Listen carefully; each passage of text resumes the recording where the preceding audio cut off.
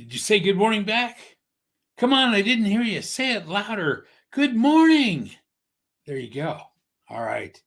Getting started, the hardest part for the speaker and for your audience. And if you've ever done what I just did to start your speech, shame on you.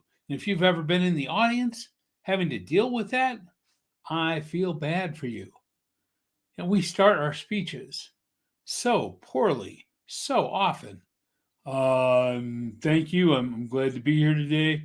Wow, it was a tough drive in today. Hope you all doing all right. Just flew in this morning. Boy, are my arms tired. I'm Rich Hopkins. I've been a speaker for 25 years and been in sales for 30 years. And I'm here to tell you, oh my goodness, so many different ways to start your speech that nobody cares about, nobody wants to hear. And by the time you actually get into your speech, they're gone.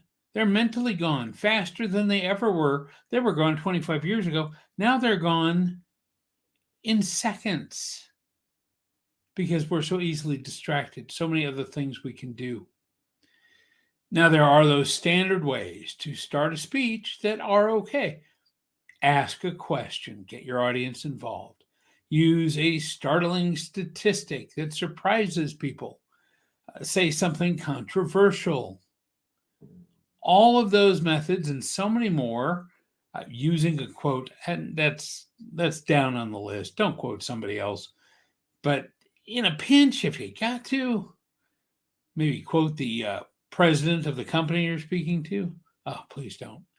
Anyway, no matter how you start with some of those more effective starts, you are essentially starting with the best way to start, which is starting with story.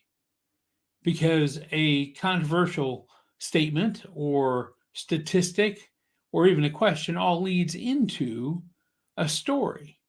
And that's how you want to start your speech. Whatever you're there to talk about, start with a short story. It doesn't have to be more than 30 to 60 seconds that relates to the overall topic you have to share.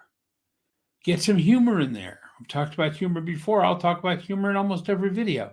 You connect with humor. But if you can get people to get involved in your story, instead of trying to get them involved in why you're there and who you are and what value you have to give them, because they're just going to put up a wall unless they like you, and they're not going to like you unless you start off to be interesting and funny and engaging. The best way to do that is with a story, which is why I started this video with stories about how poorly you can start your speech. You owe it to your audience to let them know from the very beginning that they're in the right place, that you're going to entertain them, that you're going to be someone worth their time.